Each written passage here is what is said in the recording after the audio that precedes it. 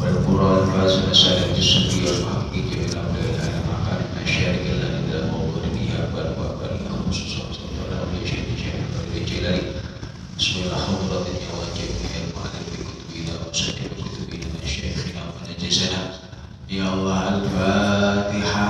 أعوذ بالله من الشيطان الرجيم بسم الله الرحمن الرحيم الحمد لله رب العالمين الرحمن الرحيم مالك يوم الدين إياك نعبد وإياك نستعين الصراط المستقيم صراط الذين أنعمت عليهم غير المغضوب عليهم ولا الضالين ما إلههم يا الله يا إله يا الله أجدنا وجداتنا وأبائنا وأمهاتنا يا الله. الفاتحة. أعوذ بالله من الشيطان الرجيم بسم الله الرحمن الرحيم الحمد لله رب العالمين الرحمن الرحيم مالك يوم الدين إياك نعبد وإياك نستعين اهدنا الصراط المستقيم صراط الذين أنعمت عليهم غير المغضوب عليهم ولا الضالين آمين. بسم الله الرحمن الرحيم. السلام عليكم ورحمة الله وبركاته.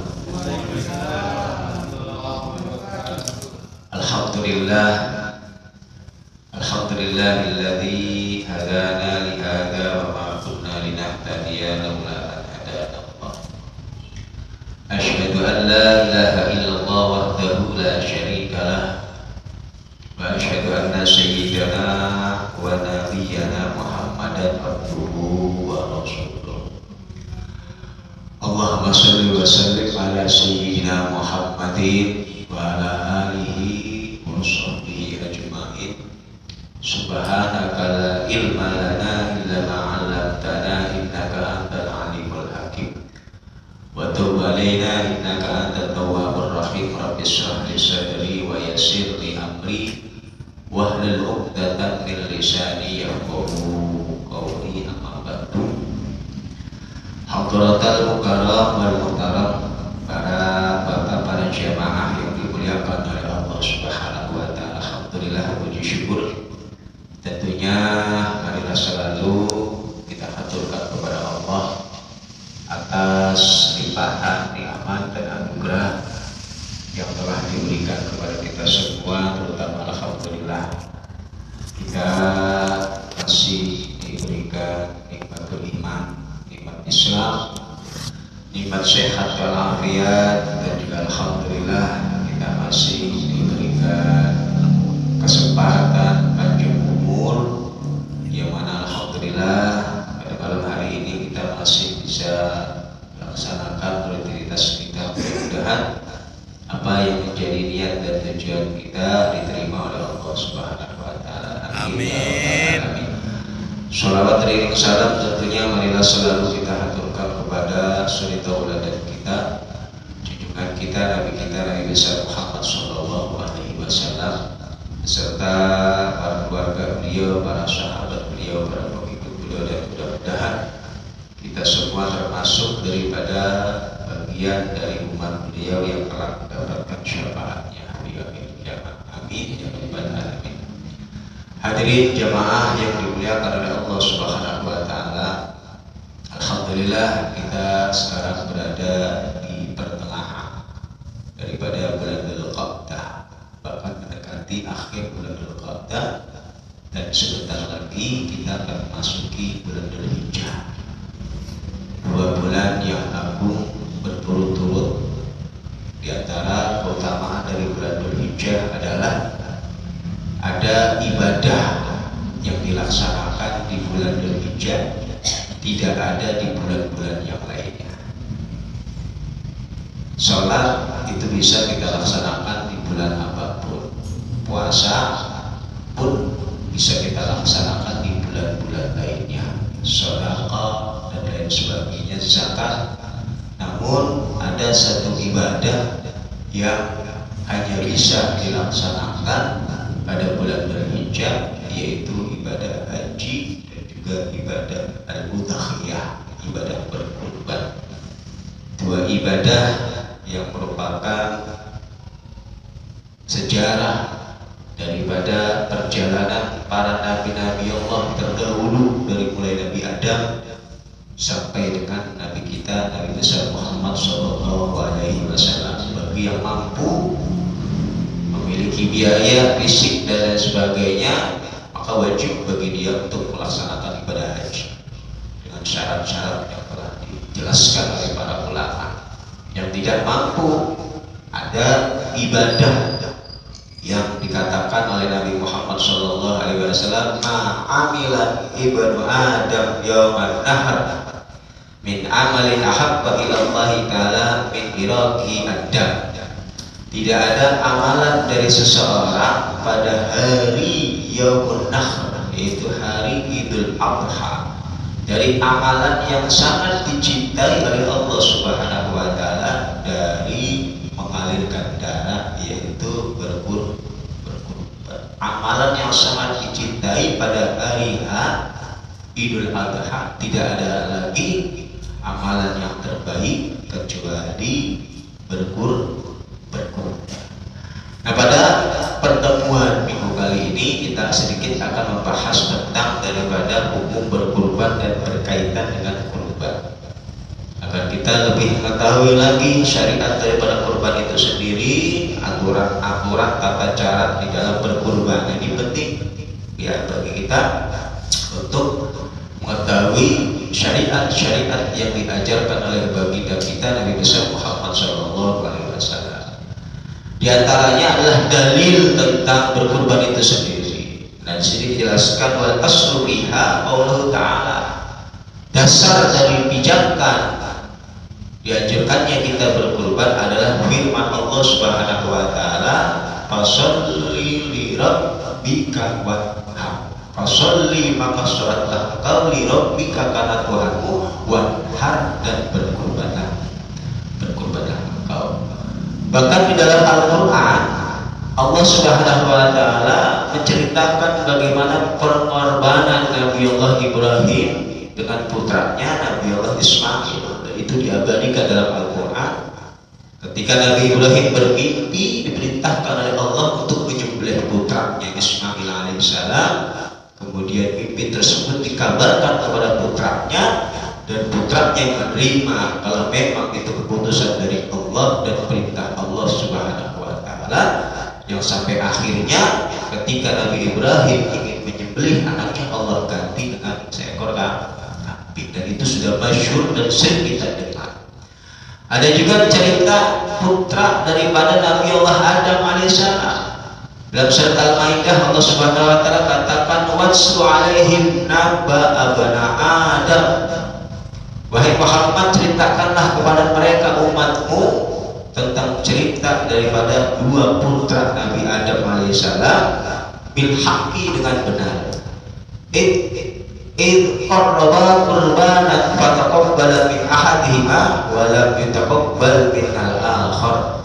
Qala la aqtulannaka qala innama yataqabbalullahu minal muttaqin. Ini sejarah dari nenek moyang kita, karena pada dasarnya kita semua ini dari satu rahim yang sama, dari satu leluhur yang sama, yaitu Adam alaihi salam, berputrakan Qabil dan Habil. Nah, ini diantaranya Allah perintahkan kepada putra Adam ini untuk berkurban, ya, yaitu Qabil dan Habil, yang mana kurban dari salah satu putra Nabi Adam yang bernama Habil ini diterima oleh Allah Subhanahu wa Ta'ala dengan memberikan kurbannya berupa seekor kambing.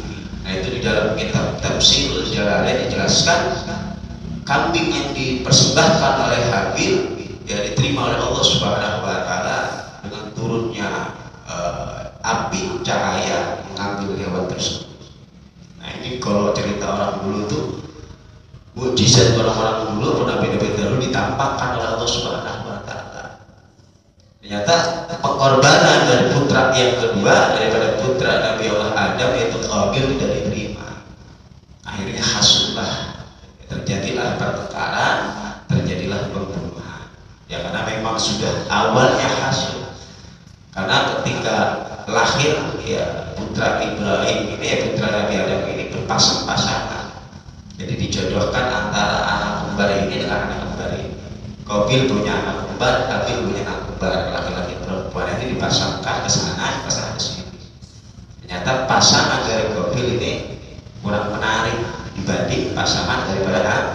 Disitulah mulai terjadinya pertengkaran, iri hati, dengki, hasud, dan itu sampai sekarang. Dan sudah fitrah dari Allah Subhanahu Wa Taala bahwa hal seperti itu akan terjadi di dalam rumah tangga, bahkan di dalam umat Nabi Muhammad SAW, yang pada intinya dalam ayat tersebut menjelaskan tentang pengorbanan. Ya. Jadi dasar daripada perintah untuk berkorban yang pertama adalah firman Allah Subhanahu Wa Taala, "Washolli li rabbika wanhar." Dan juga diantaranya adalah hadis Nabi Muhammad SAW yang tadi saya bacakan, ma'amila banu Adam yawman nahar min amalin ahabba ilallahi ta'ala min iraqihi adda. Tidaklah satu amalan daripada amalan seseorang pada hari Idul Adha dari amalan yang sangat-sangat dicintai oleh Allah Subhanahu Wa Taala kecuali mengalirkan darah. Innaha lata'ti yaumal qiyamah bi quruniha wa atlabiha. Sesungguhnya kurban yang telah dipersembahkan tersebut akan datang pada hari kiamat nanti dengan tanduk-tanduknya, dengan kuku-kukunya. Wa inna dama la yaqamu minallahi bi makanin qabla an yaqa 'alal marad. Dan sesungguhnya darah yang dialirkan tersebut ya sebelum jatuh ke muka bumi, Allah Subhanahu Wa Taala telah yaqamu, Allah berikan satu tempat ya, di tempat yang Allah khususkan sebelum darah tersebut mengalir ke muka bumi. Fatibu biha nafsa, maka perbaikilah, maka perbaguslah, maka relalah ya, bergembiralah ketika kita berkurban. Nah, ini perintah tentang disyariatkannya kurban.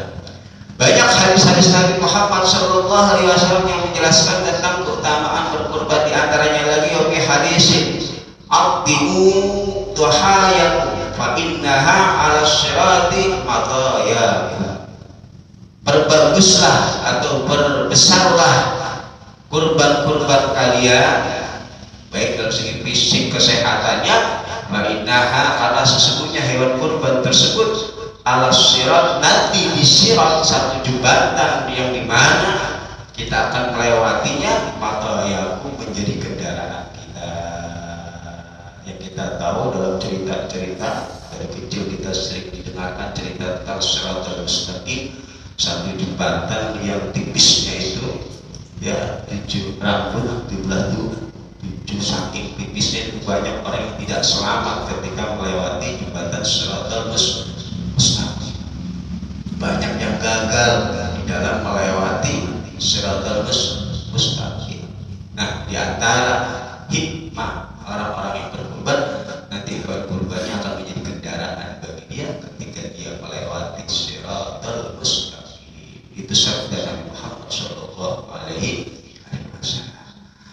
Dan juga Anas radhiyallahu anhu qala, dari sahabat Anas radhiyallahu anhu qala, dia berkata, doha an-nabiyyu bikabshaini amlahaini aqarnaini dabahahuma biyadihi al-karimah wasama wa kabbara wa wadha rijlahu ala sifahima.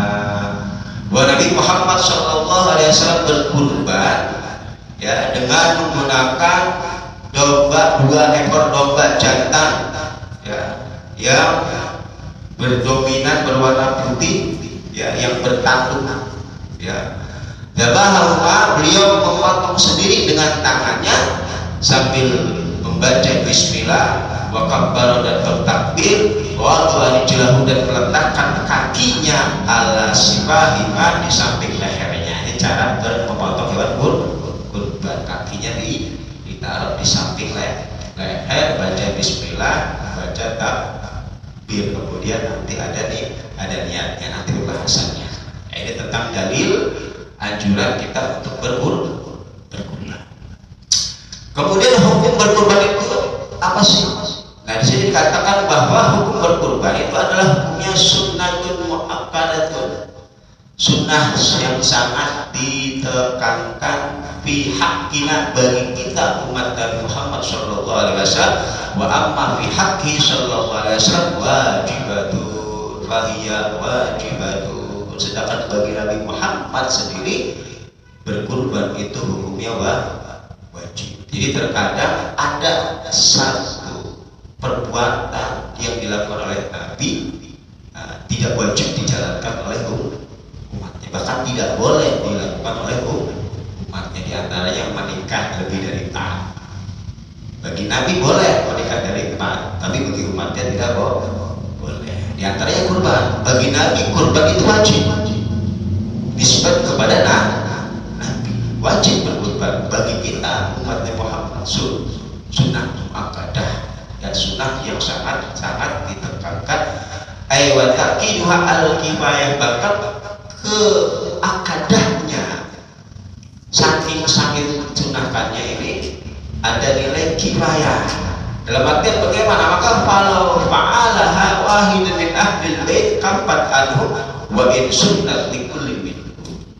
Yang apabila dalam satu keluarga ya ini telah melakukan kurban ya, yang lain tidak, maka sudah mencukupi daripada kesunahan tersebut. Istilahnya sudah hilang kewajiban kesunahan baginya untuk berkurban. Apabila wa intarokuha, kalau mereka satu keluarga tidak berkurban, ada yang mampu dari keluarga sudah berkurban, maka kuriha dihukumi makruh, tidak sampai haram. Bahkan di dalam hadis dari Muhammad SAW diancam, man kana lahu sa'atun wa lam yudahhi fala yaqrabanna musallana. Siapa orang yang memiliki kemampuan untuk berkurban namun dia tidak mau berkurban, fala yaqrabanna musallana, maka janganlah sedikit sekali-kali kau mendekati tempat sholat. Jangan ya deketin masjid, tidak boleh masuk ke masjid. Ancaman. Maksud hadis di sini adalah begitu pentingnya, begitu penekanannya bagi kita umat Nabi Muhammad, bagi yang mampu untuk berkurban. Bahkan sampai-sampai Rasulullah SAW mengatakan, "Fala yaqrabanna, janganlah sekali-kali engkau mendekati mushollana, tempat sholat kami." Bagi orang yang mampu berkurban namun dia tidak mau berkurban.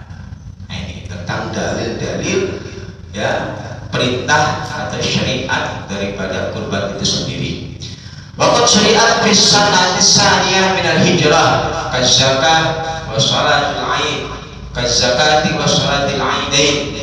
Ya, jadi disyariatkannya kurban ini pada tahun kedua dari hijrahnya Nabi Muhammad SAW.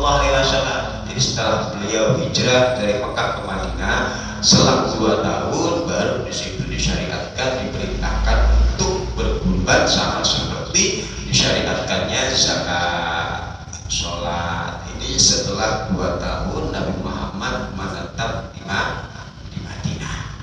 Ya.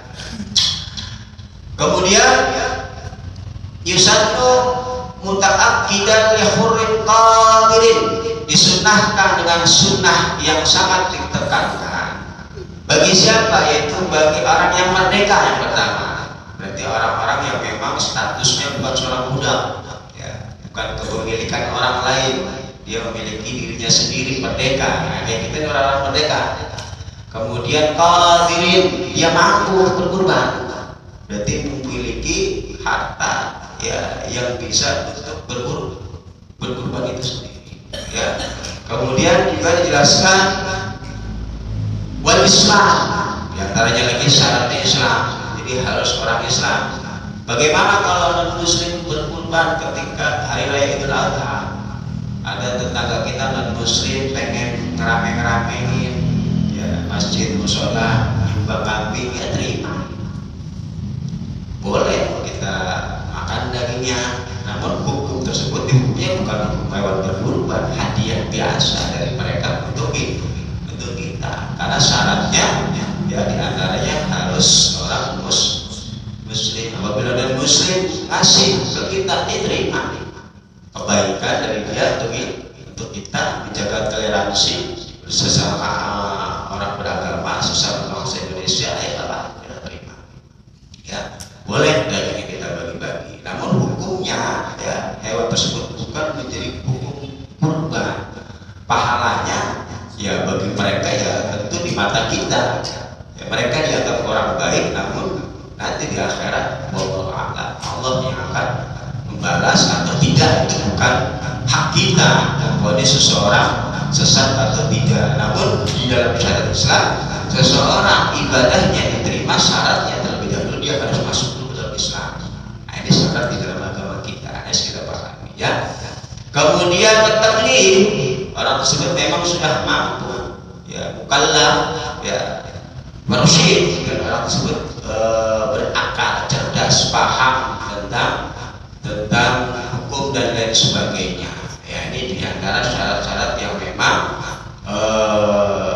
di dalam kesunahan kita berkurban. Kemudian perlu diketahui bahwa kurban ya ini memiliki makna yang luas.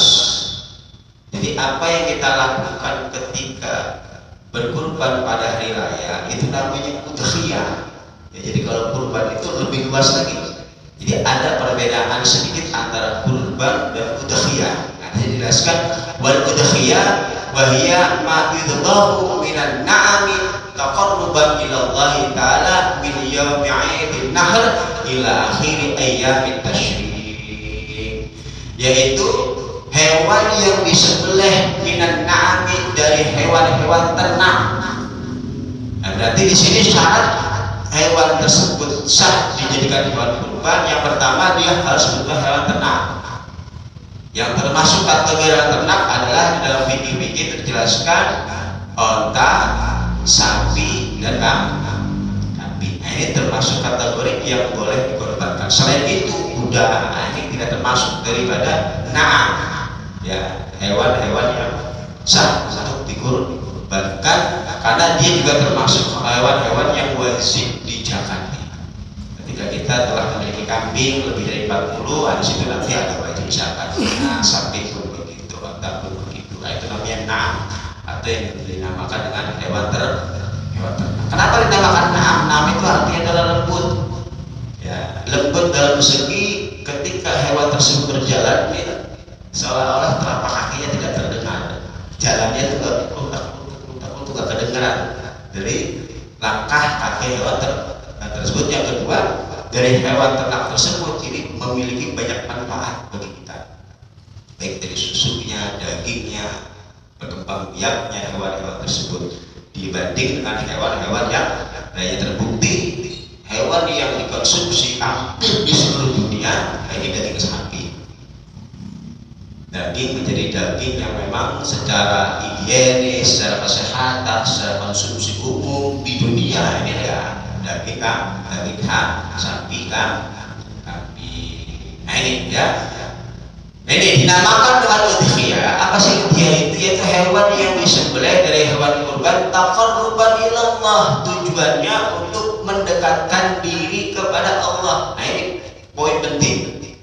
Jadi kurban yang kita keluarkan pada hari raya Idul Adha, yang pertama niatkan lillahi ta'ala, semata-mata hanya untuk mendekatkan diri kepada Allah, kepatuhan kita kepada Allah. Karena Allah tegaskan la yanalallahu luhumuha wala dimahuha, sedikit pun dari daging dan darah yang kalian berkorbankan sedikit pun tidak ada manfaat bagi Allah. Tapi yang Allah nilai dari pengorbanan kita adalah ketakwaan kita.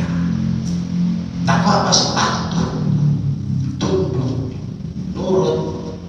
Apa kata perintah Allah? Allah itu takwa. Secara bahasa artinya itu. Ketika Allah perintahkan kurban, maka orang yang bertakwa dia akan patuh dengan perintah Allah Subhanahu wa taala, seperti halnya dilakukan oleh Nabi Allah Ibrahim. Bahkan Allah perintahkan untuk sembelih anak kesayangannya yang sudah beranjak dewasa. Apakah patuh beliau beliau kepada perintah Allah. Ternyata Nabi Ibrahim diuji ketakwaan kita, diuji kepatuhan kita kepada Allah Subhanahu wa Ta'ala di bulan Dzulhijjah ini untuk berkurban bagi orang yang memiliki harta lebih. Ya. Kapan dimulainya kurban tersebut? Udhiyah itu ya, udhiyah itu min yaum Idul Nahr, yaitu pada hari Idul Nahr, yaitu Idul Adha, ila akhiri ayyamit tasyrik, sampai dengan akhir daripada hari-hari tasyrik 10, 11, 12, 13. Itu masih diperbolehkan untuk kita berkorban, nggak harus pada hari H ya, atau pas lebaran Idul Adha, besok itu boleh ya. Kalau misalkan kita belum mampu nih, besok kok dapat job ya, ternyata ada rezeki lebih, buru-buru beli buat berkorban, boleh, masih boleh. Jadi dari mulai ya Nahr sampai dengan hari-hari tasyrik. Nah ini yang dinamakan dengan udhiyah. Jadi khusus hewan yang disembelih dari hewan ternak dari hari Idul Adha dan hari-hari tasyrik. Kenapa sih dinamakan dengan udhiyah? Ya karena sesuai dengan waktu pelaksanaannya. Sumiyat di awal zaman dipilih bahwa al-duha, yaitu pada waktu duha. Penyembelihan hewan kurban itu kan sunnahnya setelah matahari keluar. Nah, itu baru disunahkan kita untuk memotong hewan kurban waktu duha. Makanya dinamakan udhiyah.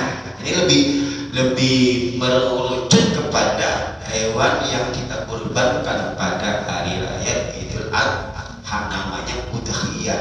Nah kalau kurban itu sendiri, al-kurban ma yataqarrabu bihil abdu ila rabbih, yaitu sesuatu yang digunakan oleh seorang hamba kita ini untuk mendekatkan diri kepada Allah. Sesuatu yang kita gunakan untuk mendekatkan diri kepada Allah, sawaun akana minad dabain aw min ghairiha, baik itu dari hewan sembelihan atau dari yang lainnya. Jadi kalau korban itu bisa berupa harta, kita punya harta lebih kita korbankan fisabilillah, itu namanya korban ya. Jadi korban itu lebih umum, sesuatu yang kita gunakan untuk mendekatkan diri kepada Allah. Berarti sesuatu tersebut bisa hewan kurban, bisa kendaraan kita wakafkan misalkan untuk dakwah, atau kita punya tanah kita wakafkan untuk pondok pesantren, kita wakafkan untuk masjid, atau kita punya mushaf Al-Quran banyak di rumah kita wakafkan untuk sholat dan sebagainya. Punya apa yang kita miliki kita keluarkan taqarruban dalam rangka untuk mendekatkan diri kepada Allah, itu dinamakan kurban.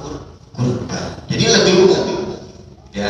Jadi kalau udhiyah madzubiha, hewan yang disembelih dari hewan kurban pada hari raya Idul Adha sampai dengan hari tasyrik, akhir hari tasyrik, itu udhiyah. Nah kalau kurban sesuatu yang digunakan untuk mendekatkan diri kepada Allah, baik itu dari hewan yang kita potong atau dari yang lainnya, harta yang kita miliki ya, kedudukan yang kita miliki, jabatan yang kita miliki, apapun yang kita keluarkan lillahi ta'ala untuk jalan agama Allah, itu dinamakan dengan korban atau pengorbanan kita untuk agama Allah Subhanahu wa Ta'ala. Maka ketika kita pada hari raya Idul Adha kemudian kita menyembelih hewan kurban, nah itu lebih mencakup kepada udhiyah wa qurbana. Dia termasuk orang yang berkurban sekaligus dia orang yang termasuk berudhiyah, karena pelaksanaannya dilakukan pada hari raya Idul Adha. Bisa begitu dia mengorbankan hartanya, dapat dua, dapat pengorbanan dan dapat udhiyah. Nah ini ya, paham ya, paham ya. Jadi berkorban itu hukumnya sunnah akadah bagi orang yang mampu Islam ya, dan juga orang mukallaf. Kemudian tadhiyatun bidabhi jada'idah lillahu sanah. Hewan-hewan dari hewan kurban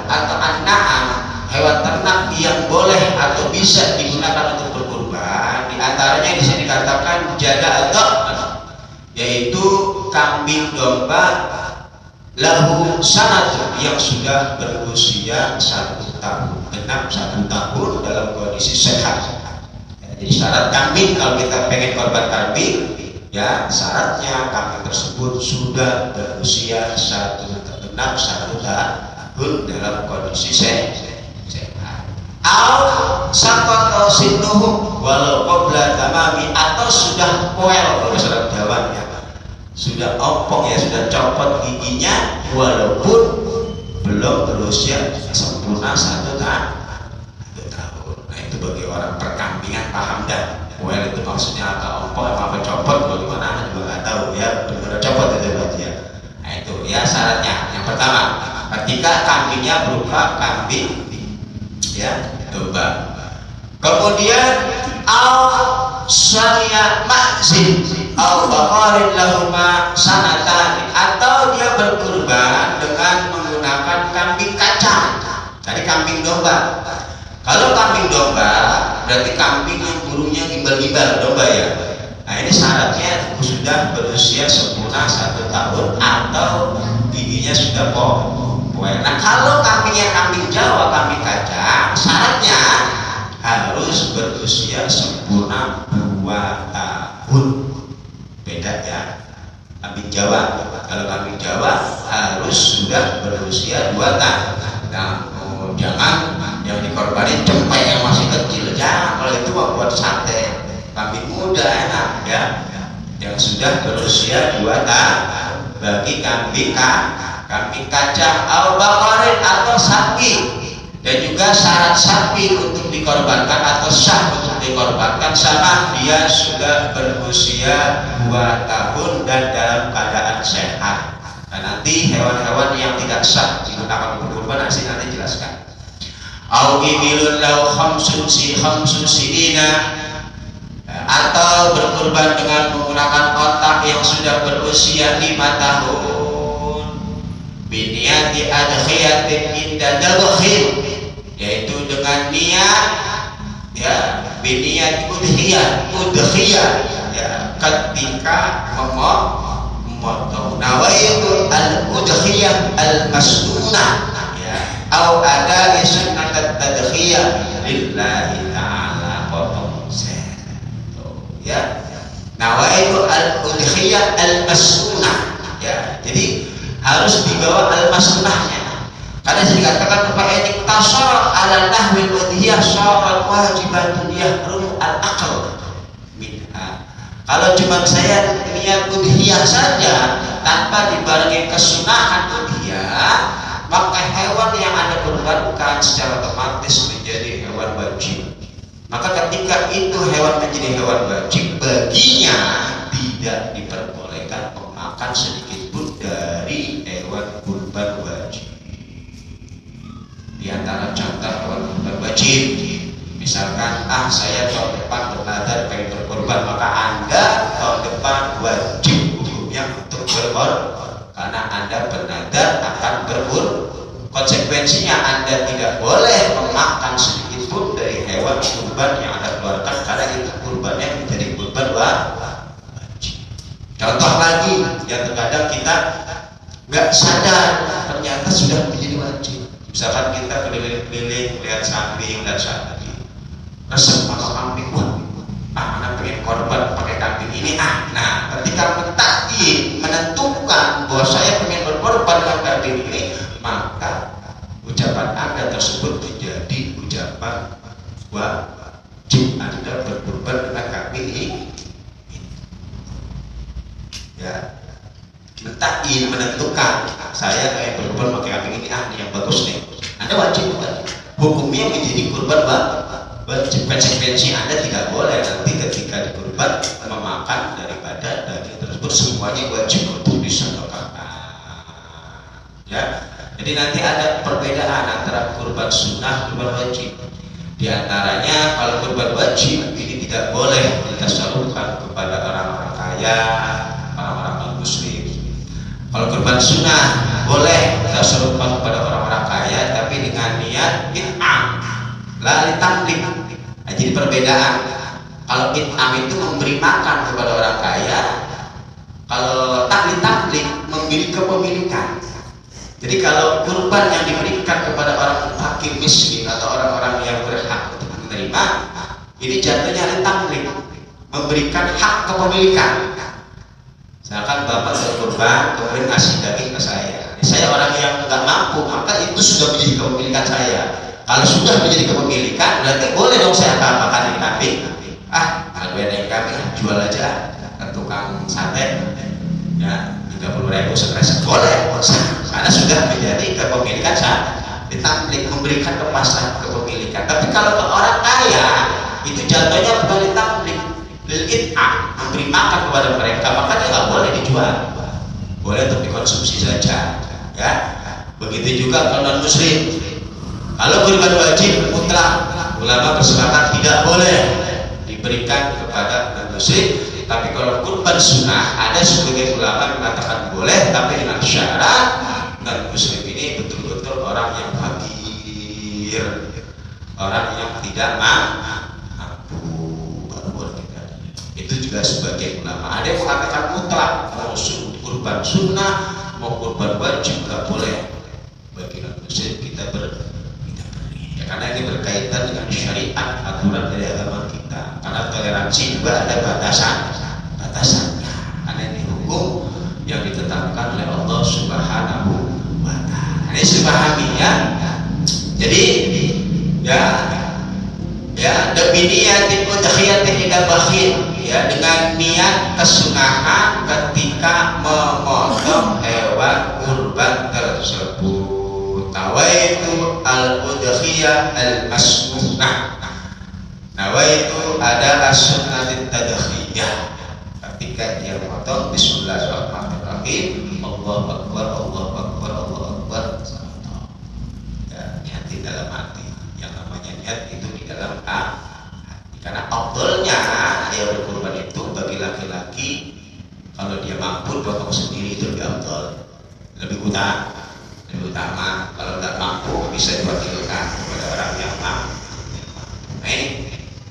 Wahia afdal minas sadaqah. Udhiyah ini atau yang sering kita sebutkan, ya, karena udhiyah ini lebih spesifik, lebih menjurus kepada bab pemotongan kurban. Kalau bahasa kurban tadi kan umum, ya, kurban itu bahasa umum, apapun bisa. Jadi udhiyah ini atau yang kita kenal dengan kurban ini lebih utama minas sedekah daripada sedekah yang dilakukan pada hari tersebut. Ente mau ngasih makanan anak yatim, ente mau ngasih orang fakir miskin, ente mau bangun masjid, pas hari itu tidak ada amalan yang sangat dicintai kecuali itu.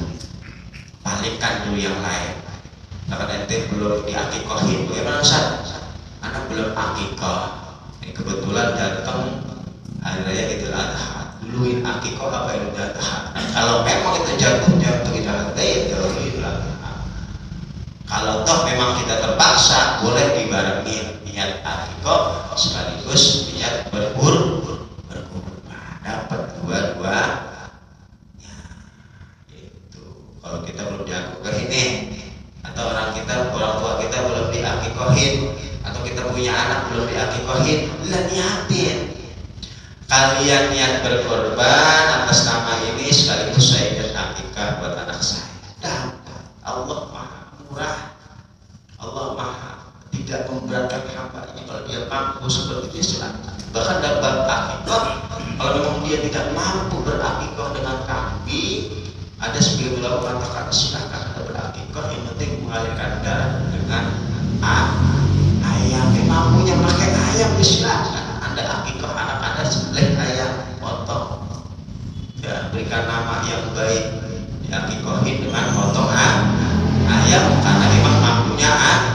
Nanti kalau udah mampu punya duit lebih, pengen akikohin lebih sempurna, beli kambing.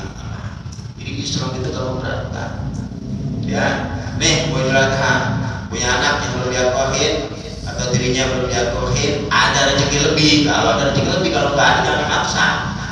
Masa buat kurban utang soal utang sini, ya, yang ada ntar minjem tender, ya, tender repot. Kalau ada lebih keluarga, ya, berakikah niatkan lillahi ta'ala, Allah subhanahu wa ta'ala terima nih ya, karena lebih afdal daripada sedekah. Waktuha min irtifa'i syamsi nahri ila akhir ayyamit tasyrik, waktunya pelaksanaan daripada udhiyah atau yang sering kita sebutkan kurban ini dari mulai irtifa'u syamsi nahar, naiknya matahari pada hari raya Idul Adha, habisnya sampai kapan? Ila akhir ayyamit tasyrik, sampai akhir daripada hari-hari tasyrik. Itu mulainya. Berarti setelah sholat Id dan itu matahari mulai naik, itu kesunahan.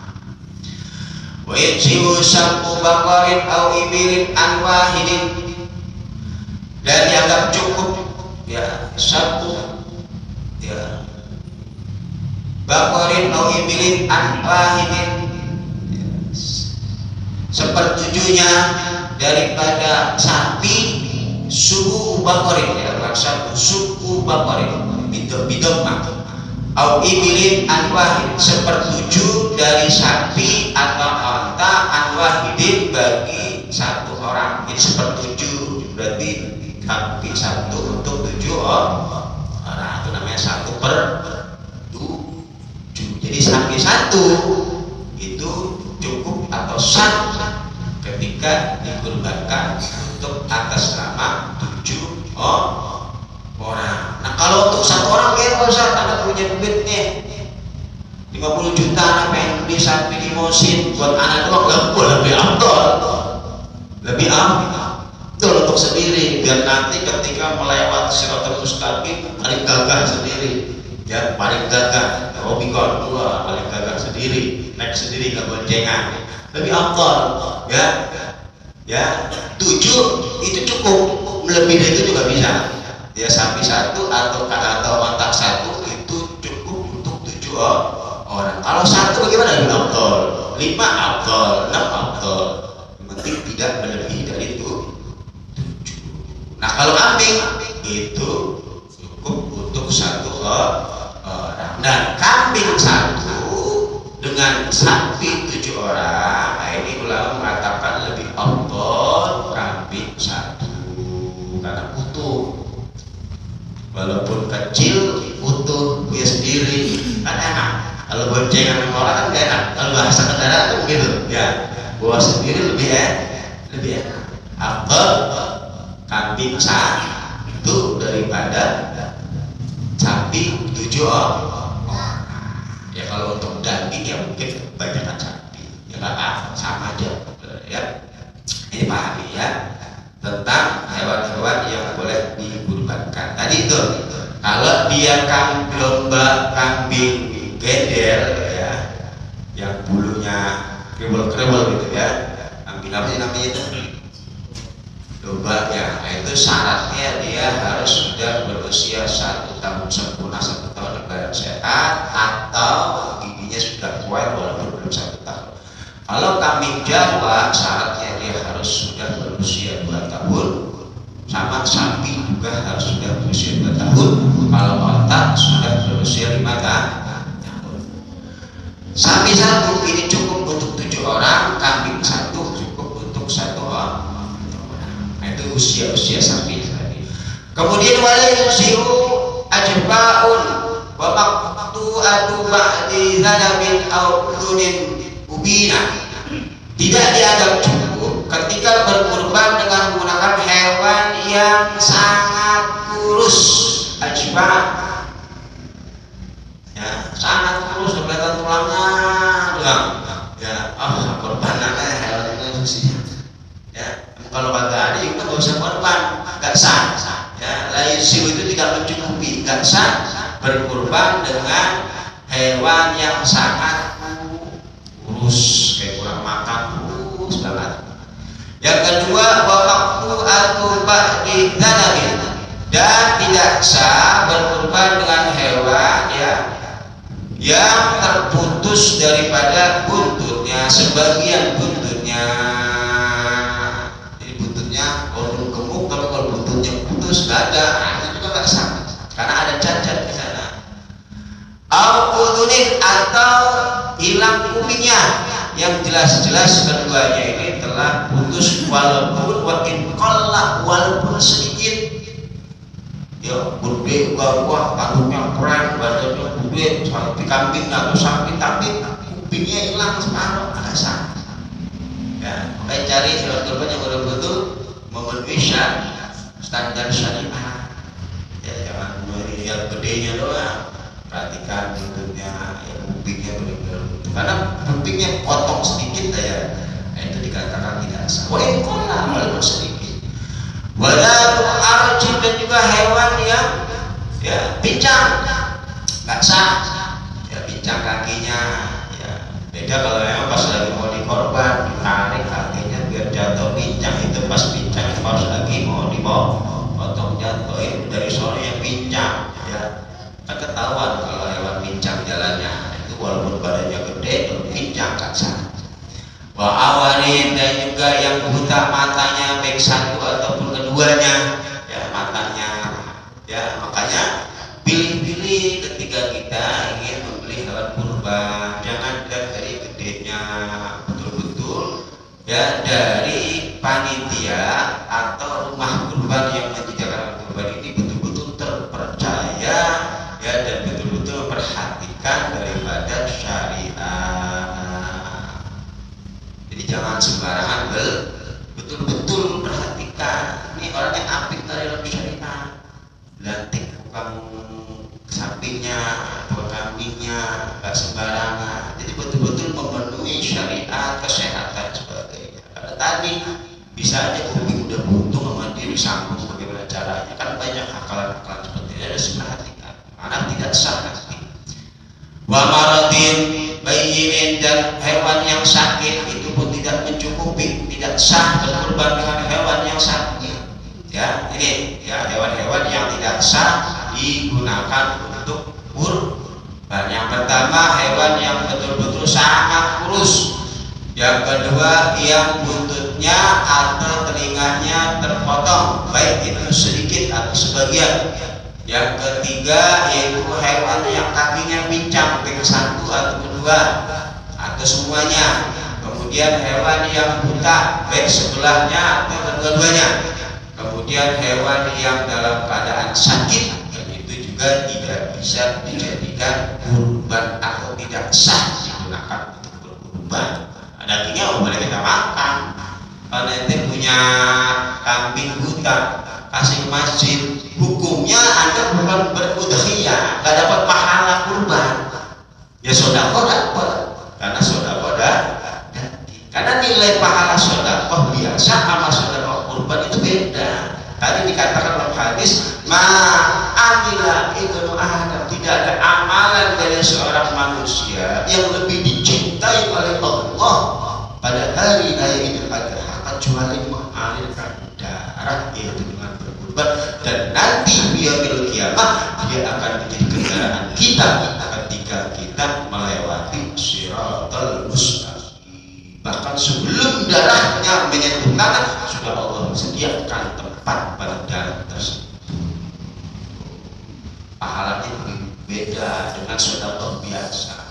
Makanya harus betul-betul memahami kriteria hewan-hewan yang ingin kita kurbankan. Jangan sampai ya merusak niat kurban kita. Wala yadurru syaqqa udhunin, dan juga ada tidak membahayakan atau dikatakan sah ya ketika hanya dari telinganya itu sobek, tidak sampai putus, itu sah. Namun makruh ya, lebih utama cari yang sehat-sehat dan yang tidak ada rusaknya. Atau tanduknya ya, tanduknya pecah, kan ada tuh kambing tanduknya pecah, nah, itu tetap dipisah, cukup. Maksudnya layak dulu itu enggak apa-apa ya, tapi wal mu'tamad adamu ijza'i tadhiyah bil hamil. Nah, sedangkan menurut kaul yang lebih kuat tidak dikatakan cukup berudhiyah atau berkurban dengan menggunakan hewan kurban yang sedang hamil ya, li'annal hamla yang usulah, karena kehamilan ini bisa mengurangi dari dagingnya. Wa dhabitul aib wa bahwa naqsul lahma, sedangkan aib itu saat diantaranya adalah mengurangi daripada daging itu sendiri. Jadi berkurban dengan hewan yang sedang hamil itu menurut pendapat yang kuat tidak sah. Jadi berkurban boleh pakai hewan yang laki-laki, boleh juga pakai yang perempuan. Silakan mau pakai laki-laki, silakan mau pakai perempuan. Nanti masih banyak yang pembahasan tentang kurban kita bahas Rabu depan, karena Rabu depan masih belum masuk Idul Adha. Ya mudah-mudahan ya dengan pemaparan bab kurban ini ya, sedikit kita bisa lebih tahu tentang syariat daripada berkurban ini ya, sehingga kita kalau punya harta lebih ya, punya rezeki lebih, jangan sampai kita termasuk orang yang diancam oleh Nabi Muhammad ya. Jangan kau dekat, sekali-kali jangan kau mendekati tempat sholat kata Nabi Muhammad SAW. Bagi orang yang punya harta namun dia tidak mau berkorban, kata Nabi, jangan sekali-kali kau mendekati tempat sholat. Usah jauh-jauh, kata Nabi begitu maksudnya. Jauh-jauh di dekat gua lo ya, jauh-jauh. Ya mudah-mudahan di tahun ini kita masih belum mampu untuk berkorban. Tahun depan kalau kita dikasih umur panjang kita mampu berkorban, insya Allah ya. Nanti ya kita musyawarah ingin mencanangkan ya jamaah ya yang hadir ya, ayo kita istilahnya arisan kurban, patungan kurban ya, bisa nyicil sehari berapa, 12.000 ya silakan ya yang mau daftar nih ya, buka ya yang mau berkurban untuk tahun depan ya silakan ya, sehari 12.000, berarti kalau seminggu ya kurang lebih ya itulah 100.000 ya untuk berkurban tahun depan ya, atau mau seminggu 50.000, nanti kekurangannya tinggal tambah ketika hari H. Jadi nanti yang mau berapa, ukuran berapa, yang harga berapa, nah nanti bisa kita bicarakan ya. Jadi mudah-mudahan ya dari jamaah yang hadir di sini ya, ayo kita berpartisipasi ya dengan kemampuan kita. Mungkin kita nanti bisa pilih ya harga berapa ya bisa nanti kita langsung koordinasi yang mau ya untuk tahun depan. Silakan mau nyicil saya setiap hari aja Pak Ustaz, silakan langsung aja datang ke rumah Bang Manto sini, nanti ada pembukuannya kan lebih enak, lebih ringan kalau setiap hari. Misalkan tukang ojek kerjaannya habis ojek pulang dapat 100.000 kan, ada 12.000 store 10.000 aja, apa store 10.000. Atau gajiannya mingguan, setiap minggu anak kasih 100.000 aja dalam lama ya, insya Allah nanti ya kita akan ya berkembang ke depannya, amin ya Rabbal.